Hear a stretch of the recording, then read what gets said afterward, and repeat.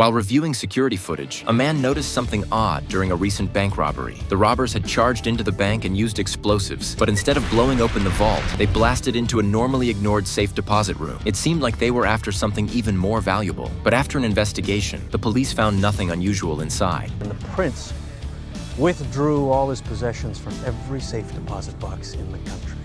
They didn't touch the cash or the safe deposit boxes. So they break into a bank, blow it up, and steal nothing? Still make sense to you?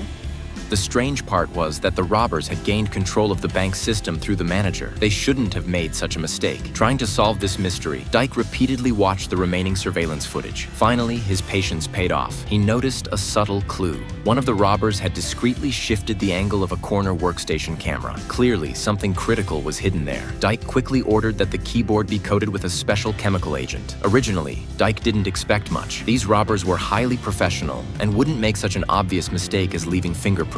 But when they put on special glasses to inspect the keyboard, countless clear prints appeared. After comparing them in the database, they quickly identified the owner, an infamous local hacker. Dyke, now excited, led a team straight to the hacker's apartment building, just as a gunshot rang out. Clearly, this was intentional provocation from the robbers. Why else would they leave fingerprints behind? Hearing the shot, Dyke and another officer rushed upstairs. Dyke kicked open the door and cautiously moved toward the second floor, while George took a different route. Dyke was the first to find the hacker's body, but before he could process the shock, he noticed something horrifying in the surveillance feed. One of the robbers was standing behind George, slowly raising a gun. Dyke took off running to help.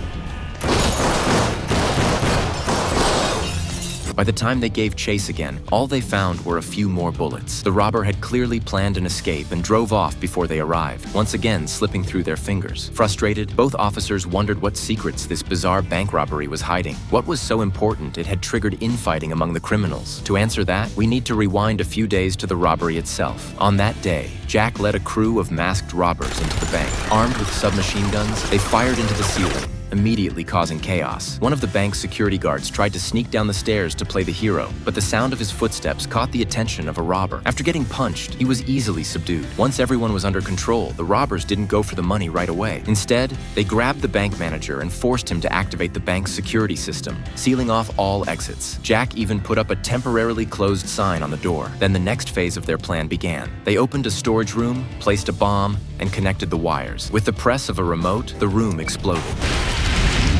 What they didn't expect was that one hostage dared to press the emergency alarm. The robbers responded immediately, executing him on the spot. What was supposed to be a carefully timed operation suddenly became a race against the clock. An angry Jack even fired another shot at the body for good measure.